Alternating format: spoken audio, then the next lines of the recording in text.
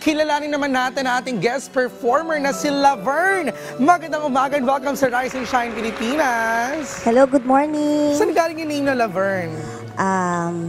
Daddy ko yung nagbigay ng Okay. name. Akala ko talagang ginawa mo siya for screen name French siya. name. French name siya, oo. Pero di ka naman French. Hindi naman. Hindi naman. May lahi lang. May lahi lang. I love it. Oo.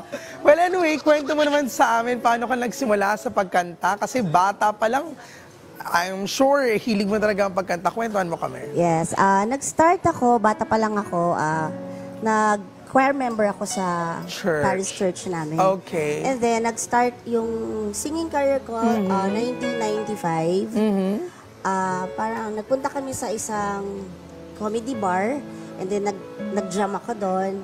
Tapos after kong kumanta, may mga naka-appreciate ng Song ko. mo. Tapos mga director, arranger, Ang galing. mga talent Na-discover ka manager. kagad. Na-discover ka agad ako doon. At doon ako nabigyan ng break. Ayun, not only with singing kasi another interesting hobby, or hindi ba hobby, ginagawa mo, no, is you also act. Kwento mo kami.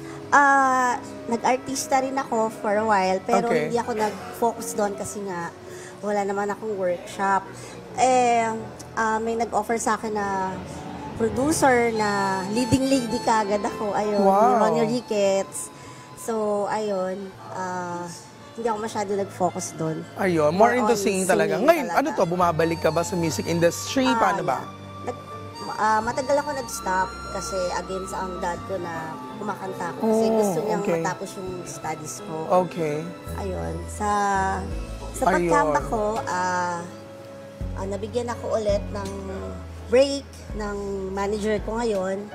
Nagkaroon ako ng major solo concert last February 25 sa Teatrino. Ayun. Okay. With my special guest, Dingdong Avansado and Marisa Sanchez. Ayun. Nakatuwa naman, at least, no, marami tayong mga ka-RC, mga kababayan, ang for sure na patuloy na susuporta sa'yo. Pero ito na, pakinggan na po natin ang isa pang kanta mula kay Laverne.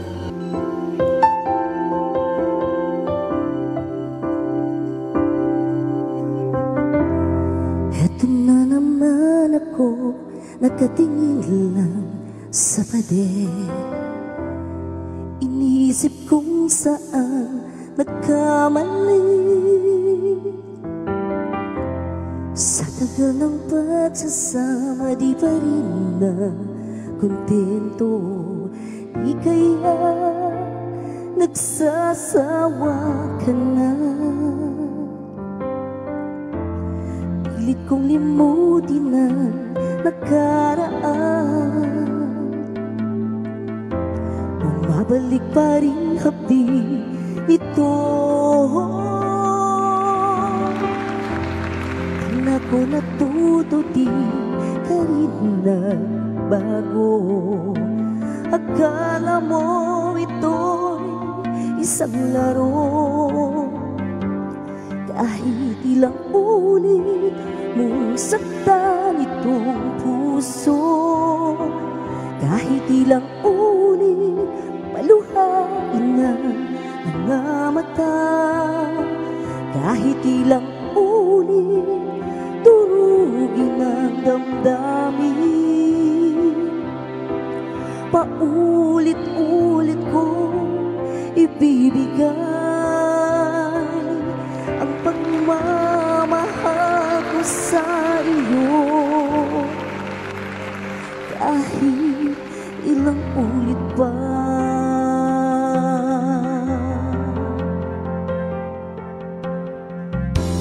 Narinig akong kwento sa kapitbahay, may kasama ka di kay nagkaakbay. Kulang ba itong pag-ibig na alay ko sa'yo? At kailangan mong hanapin sa iba. Kahit ilang ulit mong saktan itong puso, kahit ilang ulit paluhain na mga mata.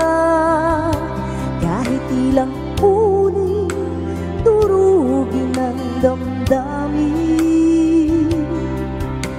paulit-ulit kong ibibigay ang pagmamahal ko sa iyo. Kahit ilang ulit pa,